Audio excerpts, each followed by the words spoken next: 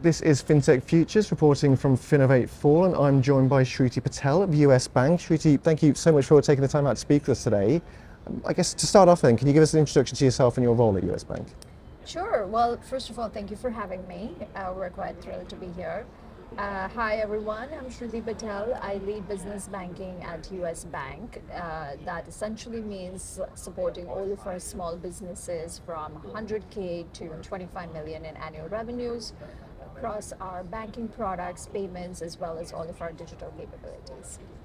Excellent, sounds great. You spoke on a panel earlier today about the customer experience revolution, how financial service providers can compete in a hyper-personalised world. For those not in attendance, can you give us some of the key takeaways, I guess, from that talk?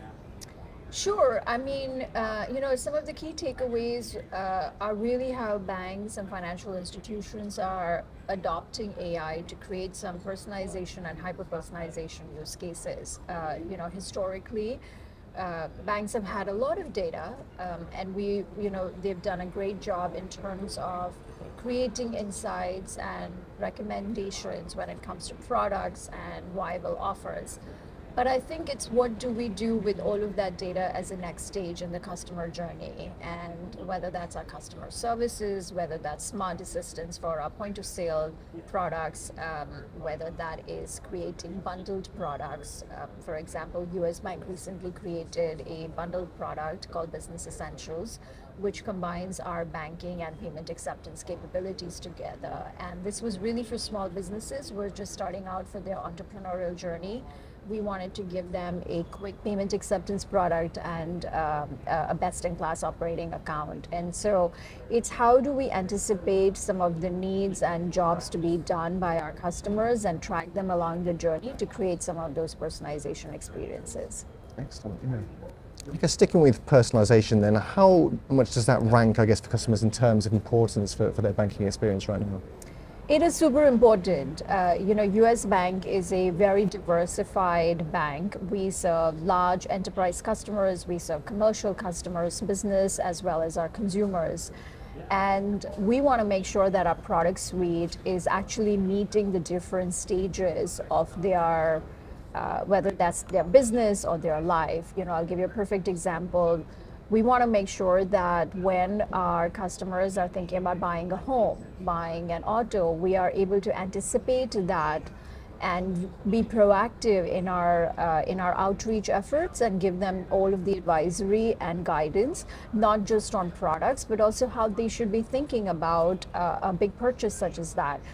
Similarly, when we think about small businesses, we're constantly thinking about, are you a new business, a mature business, or an established business? What are some of the size of loans or the types of loans and lending capabilities you will need? We are becoming more and more attuned to creating very best-in-class digital capabilities. And what I mean by that is, who would have thought that banks 10 years ago would think about building embedded payroll capabilities within online banking, or thinking about very sophisticated account payables and account receivables capabilities. But now you see a lot of financial institutions like US Bank are investing in that. We just partnered with two leading fintechs last week, Melio and Gusto, to create embedded bill pay and embedded payroll capabilities, but that's all around financial inclusion and operational efficiencies. We are keeping our small businesses in mind, and how can we make sure that we're addressing all of their core needs. Excellent. What would you say are some of the key focus points then for banks when it comes to that customer experience, and what kind of trends are you seeing in terms of the technology and the products?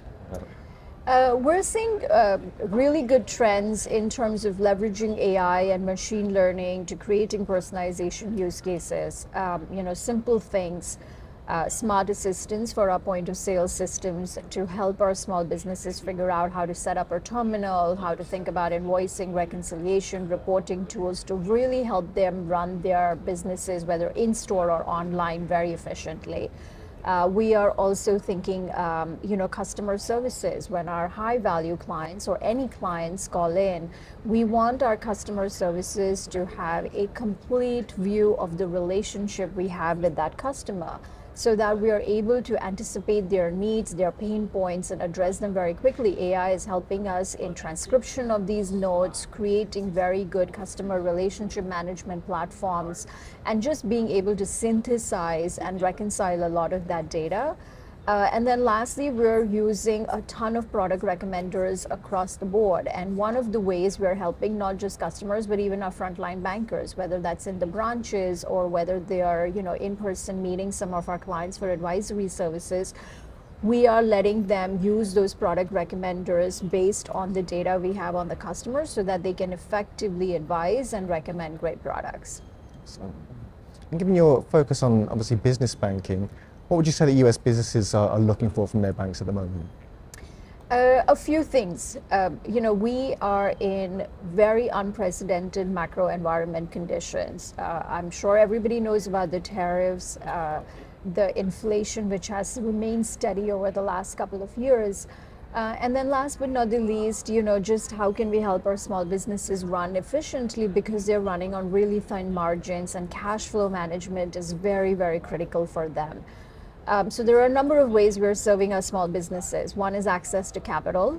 We are at the forefront of our small business loans, both nationally and specifically in California. We want to make sure that whether it's a small dollar loan or a large dollar loan, access to capital remains very top of mind, even in the rate environment, and we have a broad spectrum of services there. In addition to that, we're investing a lot in our digital capabilities. We want to build integrated experiences and so really be the one-stop shop. Small businesses bank with us and they have their checking account, savings account, they're using our robust money movement capabilities, but they're also asking for really good back office tools. That's where accounts payables, accounts receivables, embedded payroll, all of our cash flow management tools come into play. So we're heavily investing in those because we want to build all of our banking, payments, and integrated software experiences in a complete suite. Yeah, I guess obviously with the rise of kind of new fintechs and new players coming into the space, how much of a challenge is kind of maintaining that market share when it comes to business banking? How have you been approaching your digital product strategy, I guess, to fend off competition? I would say, banks have two advantages, right? One is clearly just the core banking suite, which is very robust banking products, whether that's our checking, savings, our money market, and CDs, and specifically in a rate environment that is super critical for our customers. We have a very diversified, robust suite of payment products. We have a merchant acquiring product. We have card solutions, whether it's for a small business or a large business. And the one place where we've really differentiated ourselves is by partnering with fintechs. It's part of our fintech strategy. We want to identify the best-in-class fintechs out there who are doing really good work in addressing pain points which are core to our customer set. It helps us get speed to market, acceleration of our product set, and so historically we've been very focused on such partnerships or acquisitions. US Bank acquired Talek a few years ago for our point-of-sale product, which is a perfect complement to Ela1, which is our merchant acquiring business. We have spend management platforms. We just went live with US Bank Spend Management, which is for small business. Has a small business credit card. We give them the free spend management software to manage and control their spending. And that was through an acquisition we made a few years ago with the fintech Bento. And then recently with both Melio and Gusto, it has continued on that fintech, partnership journey. And so for us, it's less about the competition. It's how do we bring our complete set of products into the market with and if there are fintechs who are doing some of those integrated experiences better than us, we are all open for partnership and meeting the needs of our customers. Excellent, sounds great. And I guess just to finish things off then, how do you see the US banking landscape evolving then over the next few years? I would say a few things. Look, money movement and banks being custodians of money and trust is never going to change because, the small businesses or even our retail consumers really trust us with making sure that through the banking and the payment suite, we're meeting a lot of the needs. But I do think customers are relying more and more on financial institutions on helping them better and proactively through customer journeys, which is anticipating needs. One of the things I was recently talking about is, small business, when they are starting, they need small dollar lending. And historically, banks have always stayed away from small dollar lending. And so how do we actually amp up some of that? Another one is, anticipating the kind of deposits or card products they need.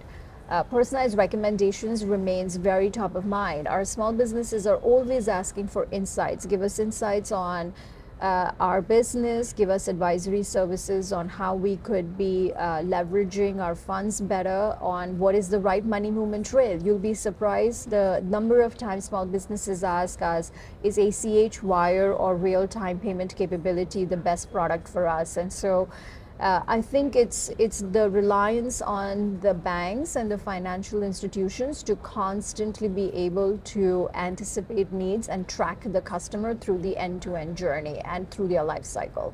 Excellent, sounds great. Well, thank you again so much, Shruti, for speaking with me today. It's been a pleasure and I hope you enjoy the rest of the conference. Thank you so much for having me. Thank you.